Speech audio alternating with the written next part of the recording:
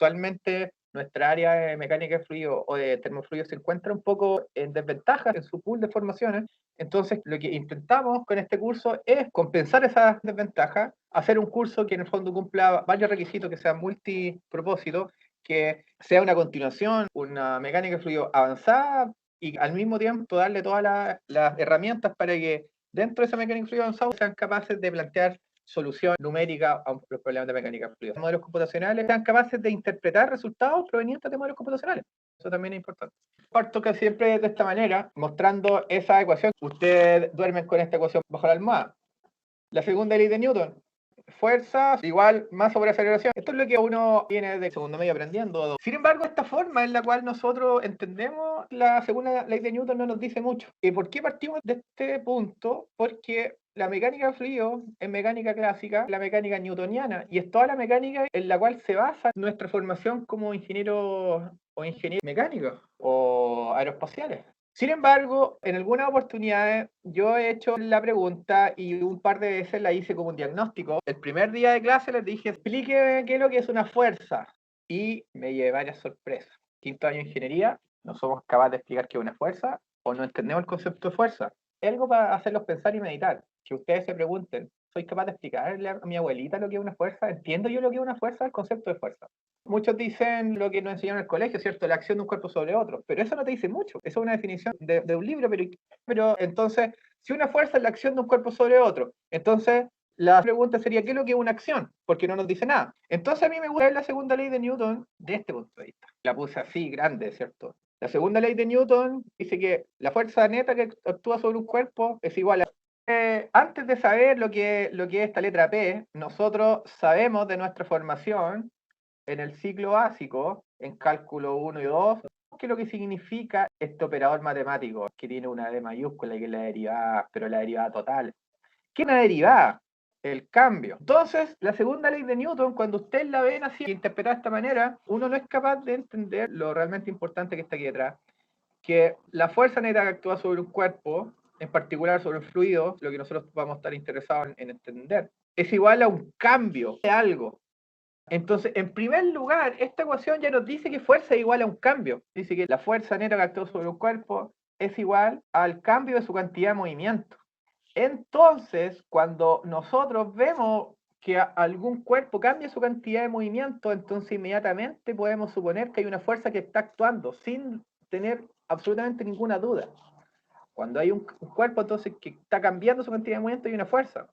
Entonces, fuerza en principio implica cambio, lo que es muy importante. Entonces, nosotros durante la primera parte de este curso, empezando de esta definición fundamental, vamos a llegar a las ecuaciones de Navier-Stokes, que describen el movimiento de los fluidos. Nosotros las vamos a entender y comprender absolutamente y nos vamos a dar cuenta lo simples que son y lo directo que es obtenerlas a partir de esta ley fundamental. Entonces, las ecuaciones del movimiento que describen el movimiento de los fluidos son ecuaciones fundamentales derivadas de la segunda ley de Newton y de la ley de continuidad, de la conservación de masa. La conservación de masa y la conservación de cantidad de movimiento son los principios fundamentales que describen, con las cuales se basa el comportamiento de los fluidos, el movimiento de los fluidos. Ahora, siguiendo en esta clase introductoria y motivacional, ojalá que en el buen sentido ustedes sean confusos, para que en el transcurso del curso nosotros vayamos relajando esa confusión, ¿cierto? Para que de esa manera el curso tenga un buen gusto.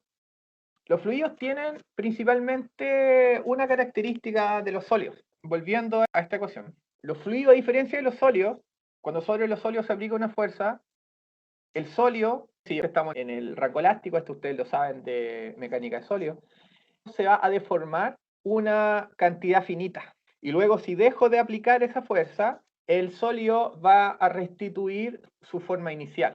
Ese es un comportamiento de un sólido lineal. Sin embargo, un fluido no tiene ese comportamiento. Un fluido, al ejercer una fuerza sobre él, este fluido va a desarrollar una velocidad de deformación. No va a desarrollar una deformación finita, sino que va a desarrollar una velocidad de deformación. Por lo tanto, los fluidos tienen una propiedad muy difícil, su predicción, qué es la no linealidad y está expresado justamente en estos términos que son los términos no lineales. Y que no se preocupen, yo lo estoy confundiendo en esta primera clase. Luego ustedes van a dar cuenta que vamos a interpretar todos estos términos de una manera muy simple y vamos a saber de dónde provienen estos términos no lineales. Pero al menos ya sabemos que una de las propiedades más importantes de los fluidos es que son no lineales, que hay una no linealidad intrínseca. Eso es una propiedad súper importante. Y producto de esta no linealidad intrínseca, la mayor parte de los flujos de fluido en la naturaleza, en particular en los procesos industriales, que nosotros vamos a estar interesados en aproximarnos, pero también en los fenómenos naturales que como ingenieros mecánicos, ingenieras mecánicos y aeroespaciales, vamos a poder describir también la mayor parte de esos flujos de fluido que existen en la naturaleza y en la industria, tienen un apellido que intenta recalcar que estos tipos de flujo de fluido esboza o exhibe un comportamiento bastante particular que son los flujos turbulentos. La mayor parte de los flujos de la naturaleza y la industria o de la vida en general son flujos turbulentos. Estos flujos turbulentos llevan su nombre en relación a una propiedad bastante importante de la naturaleza de estos flujos que se llama turbulencia. Ahora, ¿por qué debemos estudiar turbulencia? Porque en realidad en este curso nos vamos a pasar una buena parte del curso intentando entender qué es lo que es turbulencia, que es un problema que no podemos soslayar y que siempre va a estar presente cuando nosotros intentemos trabajar con flujos de fluido. Entonces, como dice acá la diapositiva, el entendimiento del comportamiento turbulento de los flujos es uno de los problemas más misteriosos y frustrantes de toda la mecánica clásica. De hecho, es el último problema sin resolver de la mecánica clásica. Es decir, Newton dejó este problema abierto. Es un problema que uno tiene solución en la física. Entonces ustedes comprenderán que son palabras mayores, ¿verdad? Si nosotros pudiéramos proponer una solución al problema de la turbulencia, ustedes tendrían asegurado un premio Nobel. Por otro lado, es muy llamativo que los físicos, a todo esto yo les cuento, yo soy físico y soy ingeniero. De hecho, en la física yo trabajo en turbulencia. Llama la atención que habiendo un problema sin resolver, los físicos no lo intenten resolver y se vayan a otros temas que son más llamativos, que son más de moda o que están relacionados a otros temas, dejando sin resolver un problema, siendo los físicos, bueno, y también los ingenieros, eso es algo que comparten los físicos y los ingenieros, que son buscadores de problemas y solucionadores de problemas. Es decir, los físicos buscan problemas y los ingenieros solucionan problemas. Entonces, los buscadores de problemas no encontraron este problema como atractivo. Entonces eso es muy llamativo y le hago ese comentario, ¿cierto? Para recalcar esa situación. La mayoría de los flujos son turbulentos, exactamente, y en muchos casos los flujos de fluido representan física dominante de todas las escalas espaciales y temporales de un cierto problema, desde la formación del universo, los sistemas de circulación y respiración de los seres vivos, el océano y la atmósfera, la galaxia, etc. A pesar de lo universal de la ocurrencia de los flujos de fluido y de la ubicuidad de la turbulencia, ubicuidad significa que está en todas partes, ¿cierto? El problema de la turbulencia, el problema como problema físico,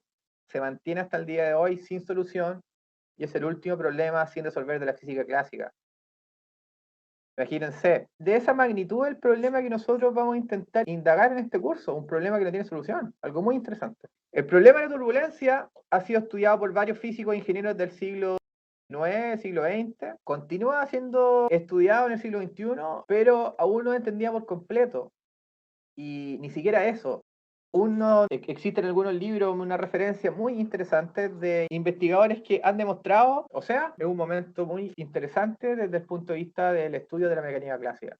Hay un problema que por muchos años se ha estudiado y se ha estudiado mal. Y todo está muy lejos de resolver. De esta forma, el estudio de la turbulencia está motivado por ambos motivos. Por el inherente reto intelectual de entenderla, que es una intención que emerge naturalmente de los seres humanos, y la utilidad práctica de comprender a fondo su naturaleza para poder describirla, y no solo para poder describirla, sino que lo que nos importa a nosotros es describir su impacto sobre los problemas de ingeniería que queremos resolver. Es decir, si como ingeniero o ingeniera aeroespaciales ustedes están intentando estudiar la aerodinámica de un cuerpo, está presente la turbulencia. Si están interesados en la cámara de combustión, está presente la turbulencia. En cualquier otra parte del sistema de propulsión, en la tobera, en la planta motriz en general, está presente la turbulencia, ¿cierto? El ingeniero civil mecánico. Si ustedes están trabajando en centrales de energía en una caldera, está presente la turbulencia. En problemas medioambientales está presente la turbulencia. En problemas de transferencia de calor, en problemas de interacción fluido-estructura, en diversos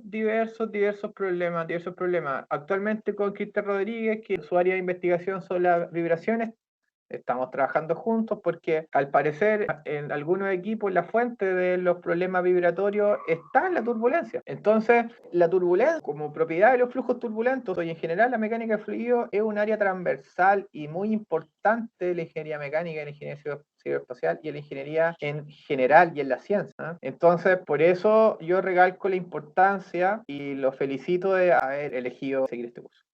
Dos frases para el bronce sobre turbulencia. The most important unsolved problem of classical physics. Richard Feynman. La turbulencia es el problema de la física clásica más importante sin resolver. Y esta es una frase eterna que se le atribuía a Albert Einstein, que es: si me encontrara con Dios, le preguntaría ¿por qué la relatividad y por qué la turbulencia? Y ambas frases recalcan la importancia de lo que nosotros vamos a pretender estudiar. Obviamente nuestro enfoque no va a ser un enfoque científico, aunque vamos a tener una profundización interesante en mecánica de fluido y en acercarnos a este problema, mucho más que lo que tendrían, por ejemplo, en geofísica, aunque ellos están más cercanos a lo físico, ¿cierto? Entonces, por eso que yo les recalcaba al comienzo que al final de este curso, si lo siguen como corresponde, deberían haber creado la musculatura para enfrentarse de tú a cualquier otro ingeniero de su mismo nivel, de cualquier parte del mundo, en una conversación técnica sobre mecánica de fluido y sobre turbulencia y sobre dinámica fluido computacional. Eso es lo que yo busco en este curso. La historia parte desde Newton. Pues si yo empecé este curso así, de esta manera. Obviamente que la historia empieza desde Newton. Y desde Newton hacia adelante, obvio, Newton desde el siglo XVII, Newton fue un filósofo teólogo del siglo XVII. En realidad, Newton no fue un físico. Newton, claro, nosotros lo clasificamos como físico, pero en su época Newton era un filósofo. Él creó la filosofía del movimiento, de la naturaleza. Bueno, y de ahí en adelante ustedes pueden ver muchos de estos nombres les suenan bastante, ¿verdad? Se ha hecho progreso significativo en lo que es el entendimiento utilitario de la mecánica de fluido. En cuanto la mecánica de fluidos nos sirve para poder generar máquinas, hacer más eficientes aspectos técnicos de la industria. Pero tampoco hemos entendido mucho la naturaleza de ese movimiento, aunque ese fue el propósito de Newton. Pero en realidad lo que hemos hecho es una aproximación utilitaria, lo que en filosofía se conoce como ciencia positivista, una aproximación utilitaria a la mecánica de fluido y en particular a la turbulencia, que es el corazón de la mecánica de fluido. Nadie va a estudiar mecánica de fluido si no está estudiando turbulencia, eso es la verdad. Y en algún punto por acá, en 1800 y algo, ustedes ven acá Osborne Reynolds. Y Osborne Reynolds, probablemente, si ustedes hicieron mecánica de fluido antes de la pandemia, en el laboratorio pudieron hacer el experimento de Reynolds, el cual es un hito en los avances de la mecánica de fluido. Porque Osborne Reynolds, a través de este experimento y motivado por disminuir la resistencia en el sistema de alcantarillado en el Reino Unido, hizo un experimento. El experimento que está montado aquí, que ustedes si hicieron mecánica fluida antes de la pandemia, lo tuvieron que haber reproducido. ¿Qué hace Reynolds? Construyó este aparato que le permitió estudiar el comportamiento del flujo al interior de tuberías. Y este comportamiento al interior, el del flujo al interior de tuberías, lo hizo inyectando tinta por un extremo del tubo. Y lo que él observó fue que a mayor velocidad había un comportamiento distinto. El paper que publicó Newton está acá y ustedes lo pueden, de hecho lo pueden descargar a través de este DOI, a través de su DOI, lo pueden buscar con el título. En este journal, Philosophic and Experimental Investigation of the Circumstances which determine whether the motion of water shall be direct or sinuous, and of the law of resistance in parallel channels. O sea, como ustedes pueden ver, obviamente antes de Reynolds no se le llamaba flujo turbulento o flujo laminar. Él lo llamó un flujo directo o un flujo sinusoidal. Sinusoide, ¿verdad? O sea, él observó que en algunos flujos era recto y en otros era sinusoide. Este fue entonces un paso muy importante. Yo aquí tengo un video del experimento de Reynolds. Primero el flujo es laminar, luego el flujo se hace un poco inestable, sinusoidal, empieza a tener un comportamiento sinusoide hasta aumentando, la inestabilidad del flujo sigue siendo más irregular hasta que finalmente esas irregularidades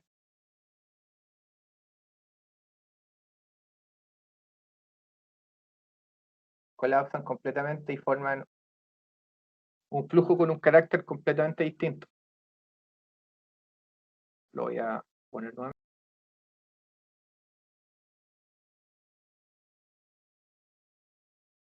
Comienzo un flujo que se mueve en forma de lámina, por eso la analogía con el movimiento de lámina. Se empiezan a generar unas ondulaciones, que son unas perturbaciones, y esta inestabilidad y estas ondulaciones se hacen cada vez más irregulares, más energéticas, y al final colapsan. Como ustedes pueden ver,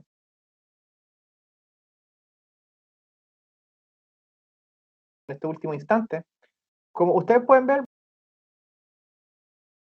hay un flujo que tiene otro carácter, que igual tiene un carácter homogéneo, no como el que yo puedo ver acá, aquí hay un sinusoide, sino que al final, en el flujo turbulento completamente desarrollado,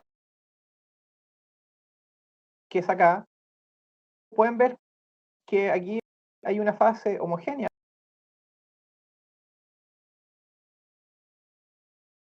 que no se distingue el sinusoide. Entonces, nos aproximamos aquí por primera vez a una de las propiedades más importantes de la turbulencia.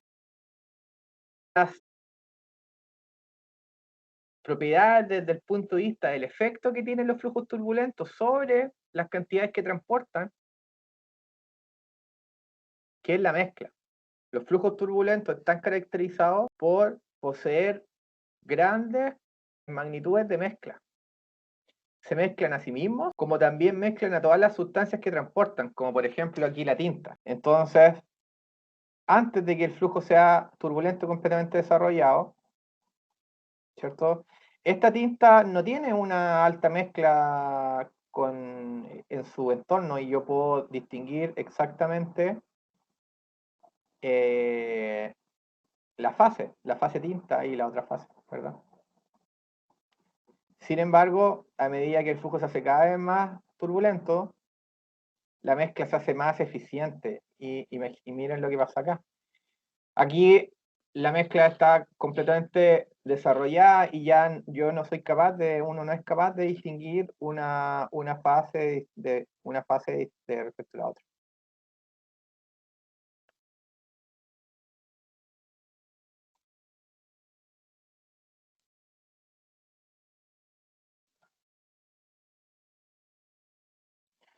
Hay otra forma de poder visualizar la transición laminar turbulenta o el comportamiento de estas inestabilidades que ya vimos. Son un tipo de inestabilidad que se llama inestabilidad de Kelvin-Helmholtz. Esta transición laminar turbulenta sucede en una situación particular en la cual haya un flujo de diferentes sobre otro. En esta circunstancia, lo que sucede aquí en el experimento con un fluido que tiene distinta densidad sobre el otro, el fluido transparente tiene una distinta densidad del fluido anaranjado. El investigador que está a cargo del experimento le da una perturbación al sistema, que es siempre el requisito para que se desarrolle, para que el flujo transite desde una fase de reposo o laminar hacia un flujo turbulento. Y lo que sucede es lo que ustedes van a ver acá, que en la interfaz sucede un fenómeno increíble, que se generan unas inestabilidades de Kelvin-Helmholtz. Y miren lo que sucede. Aquí se pueden ver en un acercamiento, ¿cierto? El investigador le da la perturbación,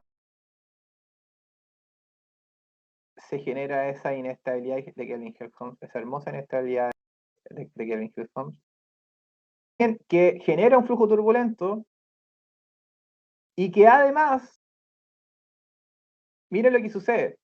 ¿Qué es lo que sucede antes que el flujo sea turbulento? Uno puede distinguir exactamente ambas fases, una sobre otra. Sin embargo, al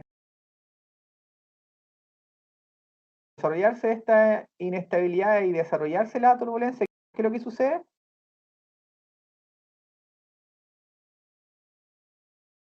El flujo se mezcla por completo. Por lo tanto, vemos aquí nuevamente una de las aplicaciones, una de las propiedades desde el punto de vista de la turbulencia más interesante. Estas mismas inestabilidades nosotros las vamos a poder reproducir en el computador. Entonces, nosotros, mediante el conocimiento que vamos a obtener en simulación numérica, vamos a poder hacer esto. Vamos a poder describir la realidad física.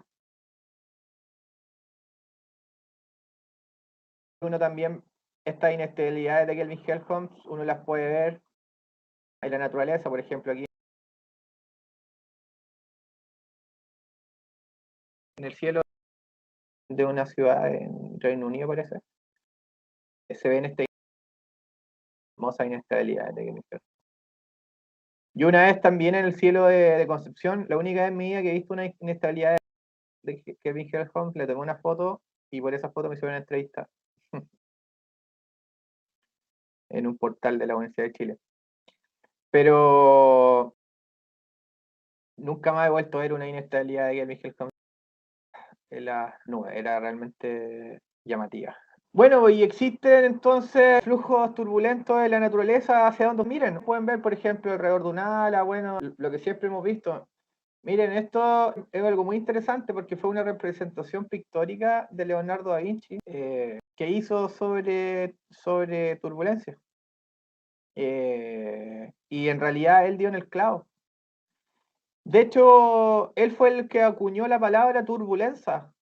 Y de ahí viene turbulencia. Turbulencia, él acuñó esta palabra como para describir este comportamiento. Un conjunto de remolinos que actuaban, interactuaban unos con otros de diferente tamaño, unos más pequeñitos, otros más grandes, ¿cierto? Que actúan e interactúan para dar forma a este comportamiento macroscópico que los ingenieros lo catalogan como aleatorio, caótico, ¿cierto? Pero que no es aleatorio, que es caótico, pero que digamos que es caótico no nos dice nada. La teoría del caos es una teoría que es muy débil, ¿cierto? Entonces le atribuimos como estos adjetivos de irregular, aleatorio, caótico, ¿cierto? Pero en realidad acá no hay ninguna aleatoriedad ni hay caos. Aquí hay un comportamiento de la naturaleza, ¿verdad? Y que hay una verdad subyacente aquí, pero el problema es que todavía no la entendemos, ¿verdad? Bueno, luego está todo lo que podemos ver, pues, un avión cruzando las nubes, ¿cierto? Dejándose estela, el humo del cigarro, un incienso, ustedes lo pueden ver. El incienso y el humo del cigarro, la próxima vez, si hoy día en la tarde se fuman un cigarro, si están cerca de alguien que esté fumando, si están cerca de un incienso, vean con atención, vean con otro ojo este humo. Y se van a dar cuenta que hay un laboratorio ahí mismo donde ustedes pueden estar al lado. Si se acercan con cuidado, porque si generan una perturbación van a hacer caer este comportamiento. Pero uno ve que hay una primera fase de laminar muy clara, que luego hay una transición, ¿cierto? En donde hay un comportamiento sinusoidal. Y luego hay una zona donde el flujo está completamente con todos estos adjetivos que la gente ocupa, caótico, irregular, aleatorio, etcétera. Bueno, las nubes siempre son una fuente para observar flujos turbulentos, el océano, situaciones bien indeseables, ¿cierto? También como una bomba o su propio baño también es un gran laboratorio. Entonces, la fenomenología de los flujos turbulentos, ¿cierto? Como yo les decía, la mayoría de los flujos que cubre la naturaleza son turbulentos, pero es difícil definir la turbulencia, o digamos, por no decir imposible, o sabemos que no la entendemos por ningún motivo. Sin embargo, las propiedades del flujo turbulento, o sea, lo que nos interesa a nosotros como ingenieros, ya han sido bien estudiadas. Es decir, el problema de la turbulencia, así como nos interesa a nosotros los ingenieros estudiar la turbulencia, sí está relativamente bien desarrollada. Y con ello las propiedades. Entonces vamos a decir que las propiedades más importantes de los flujos turbulentos empezando son irregulares y aleatorios, pongamos entre comillas esto, ¿cierto? Irregulares y aleatorios. Requieren métodos estadísticos para escribirlos, son difusivos, una de las propiedades más importantes, mezclan rápida energía, cantidad de movimiento, lo que puse aquí hace la vida posible. O sea, si el comportamiento del flujo no fuera turbulento, la vida no existiría tal como la conocemos, es así tal cual. Pues sucede en alto número de Reynolds, siempre ocurre en alto número de Reynolds. La turbulencia, entonces, es el resultado de la divergencia de inestabilidad en flujos laminares a alto número de Reynolds, a través de este término que es el término no lineal, que son las no linealidades que ya vamos a entender en profundidad. Son no lineales desde el punto de vista de su solución, entonces nos interesa saber que son no lineales, o sea, eso ya pone una tremenda barrera en plantear cualquier solución posible, incluso la solución numérica, porque ya sabemos que si son no lineales, la solución numérica es iterativa.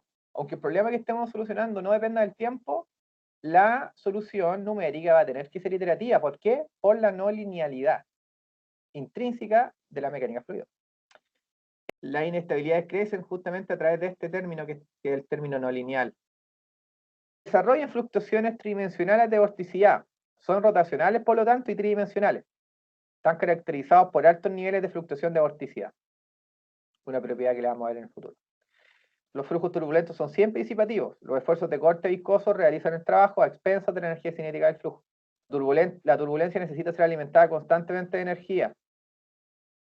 Eso es algo importante. Estas fluctuaciones o este comportamiento turbulento que uno es, para desarrollar esta dinámica, el flujo necesita ser alimentado constantemente de energía. O si no, la turbulencia decae en el tiempo. Desde el punto de vista de la solución, son gobernados por ecuaciones del medio continuo, y eso ya nos empieza a relajar un poco. Sabemos que en la aproximación ingenieril que nos interesa a nosotros se ha planteado una solución que está en el ámbito de la simulación numérica, de la mecánica del medio continuo. Eso ya nos tranquiliza. Es importante saber que la turbulencia no es una característica del fluido, sino que es una característica del flujo. No es una propiedad del fluido. Para terminar la clase de hoy les voy a mostrar un video que son las corrientes superficiales del océano. Es una reproducción, pero está basada en mediciones experimentales de los satélites. O sea, es una visión realista de las corrientes superficiales del océano.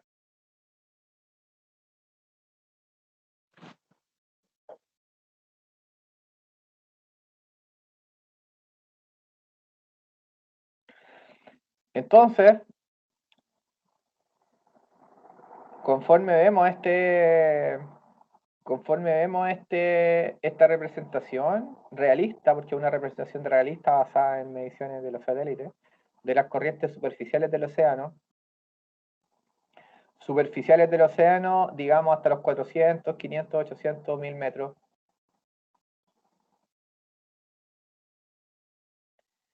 Podemos ver que el océano en sí mismo es un flujo turbulento. Y ustedes pueden ver que en el océano, ¿cierto? Así como lo describió pictóricamente Leonardo da Vinci, ¿cierto? El océano, su comportamiento global, emerge de la interacción de estas estructuras coherentes que llamamos torbellinos o eddies, ¿verdad? O vórtices, que existen de distinto tamaño. Existen vórtices más grandes, más pequeños y más pequeños, ¿cierto? O sea, existen vórtices de un amplio espectro de tamaños, de longitudes espaciales, y los que giran a velocidades de rotación más rápida mientras más pequeños son. Entonces, en definitiva, los flujos turbulentos, ¿cierto?, están caracterizados por presentar un amplio espectro de variabilidad, tanto en las escalas espaciales como temporales. O sea, si ustedes vieran un espectro, como lo ven cuando obtienen un espectro de vibraciones, un espectro vibratorio, ustedes también pueden ver un espectro de un flujo turbulento y se van a dar cuenta que en ese espectro conviven estructuras coherentes conviven vórtices de diferente tamaño, uno más chico y uno más grande. La interacción, la acción e interacción continua de todas estas estructuras turbulentas, ¿cierto? La acción e interacción de estas estructuras turbulentas dan al océano su comportamiento global macroscópico y global, y dan al océano todas sus propiedades, ¿verdad? Todas las propiedades que hacen que el océano sea el sistema más importante desde el punto de vista climático. La gente por lo general pone su atención en la atmósfera. Sin embargo, sabemos que solamente el primer metro de océano de profundidad transporta la misma cantidad de calor que toda la atmósfera. Entonces, en realidad, el océano es el principal responsable de los cambios climáticos. No es la atmósfera. El océano, entonces, es el principal flujo turbulento que existe en la naturaleza, ¿ya? Y se estudia en una ciencia en sí misma que se llama oceanografía. Video con esa definición de flujos turbulentos. Voy a terminar la clase hoy. Voy a detener la grabación dando un par de datos. El ayudante va a estar a cargo de los laboratorios, de las horas prácticas. En ese laboratorio vamos a empezar desde ya a introducirnos con el ambiente en el cual vamos a trabajar. Lo que digo siempre cuando van algunos investigadores o algunos estudiantes de mi oficina a preguntarme por un software, yo no soy un usuario de software. Nos enseño a ocupar un software, para eso pueden ir a otra parte, pueden ver tutoriales, ayuda, guías de usuarios, foros, está lleno de esas cosas. En este curso no aprendemos a ocupar un software, aprendemos de todo lo que hablamos hoy día.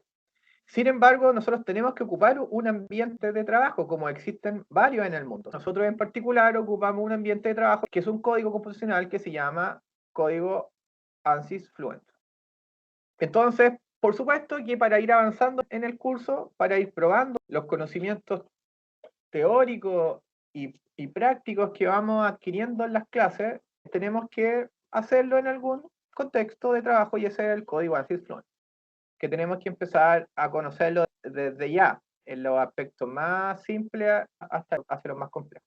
Vamos a empezar con los tópicos que tienen que ver con la confección de grillas de geometría bidimensionales, geometrías tridimensionales, en particular del manejo del software. Vamos a empezarlo desde ya. Dicho eso, detengo la grabación.